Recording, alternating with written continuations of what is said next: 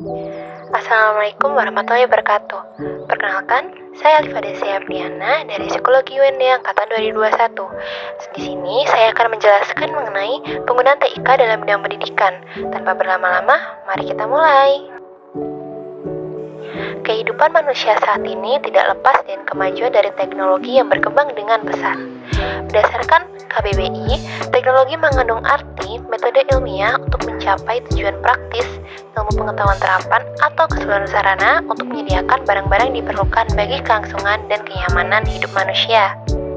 Penggunaan teknologi digital di masa mendatang akan lebih marak digunakan dan semakin maju.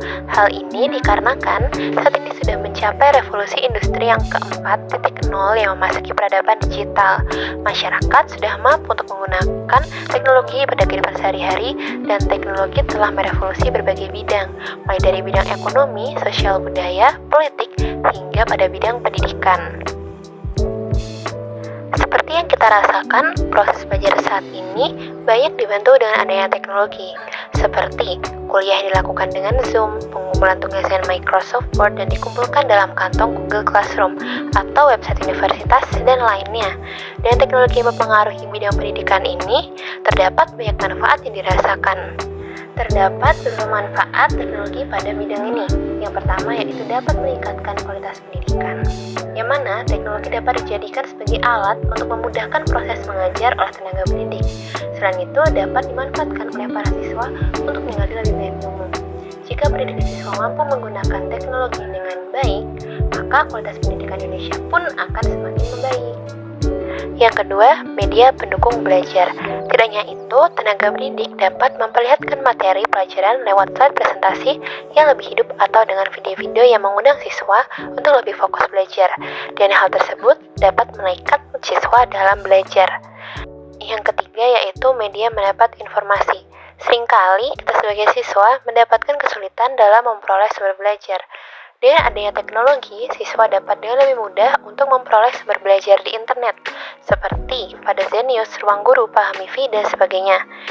Kemudian, tenaga pendidik juga mendapat sumber informasi lainnya yang tidak hanya dari buku saja, bisa melalui artikel jurnal. Yang terakhir adalah media belajar tanpa batasan. Pendidikan harus tetap dilakukan meski sedang adanya masalah seperti pandemi COVID-19. Dengan bantuan teknologi seperti aplikasi Zoom, Microsoft Word, Google Classroom, dan sebagainya dapat membantu proses belajar tetap berjalan. Sehingga teknologi telah jadi penolong media pembelajaran tanpa adanya batasan kondisi. Kemudian, bagaimana sih cara menerapkan teknologi pada bidang pendidikan sehingga dapat berjalan dengan efektif? Anak dapat diarahkan kepada pembentukan pola pikir yang kreatif, memecahkan masalah, mengoptimalkan kemampuan literasi dan numerasi, kolaborasi, dan berpikir kritis. Kemudian terdapat hasil penelitian yang menunjukkan bahwa 62,15% guru jarang menggunakan teknologi informasi dan komunikasi dalam pembelajaran. Kemudian 34,95% guru kurang menguasai teknologi informasi dan komunikasi. Hal tersebut disebabkan oleh kurangnya pengetahuan pendidik, faktor usia, dan masih terikat dengan penggunaan media konvensional.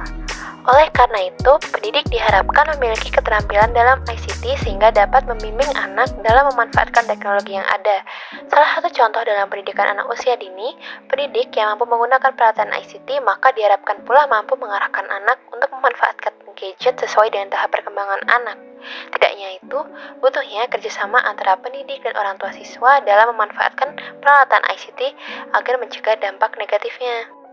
Berdasarkan pernyataan Jumeirah STV MSI Direktur Jenderal PAUD Pendidikan Dasar dan Pendidikan Menengah Kemendikbud dalam webinar Siber Kreasi Hangout online dengan tema Dampak Teknologi Terhadap Perkembangan Otak pada Anak yang dilakukan pada Sabtu 16 Januari 2020, ia mengatakan kita tidak perlu takut berlebihan terhadap dampak teknologi karena yang paling penting ada kewaspadaan dan pengetahuan terkait dengan dampak teknologi. Kemudian, berikut cara mencegah dampak negatif teknologi pada bidang pendidikan. Yang pertama adalah gunakan teknologi informasi sesuai dengan tujuannya. Yang kedua, jika masih di bawah umur, mintalah pendampingan orang tua. Yang ketiga adalah pilih informasi yang memiliki sumber yang jelas. Yang keempat, sebelum membagikan informasi, telusuri terlebih dahulu kebenaran informasi dari tersebut. Yang terakhir, jauhi situs-situs yang tidak bermanfaat. Nah, itu tadi penjelasan dari penggunaan TIK dalam bidang pendidikan. Saya harap dapat memberikan informasi bermanfaat kepada semuanya. Saya pamit undur diri. Wassalamualaikum warahmatullahi wabarakatuh.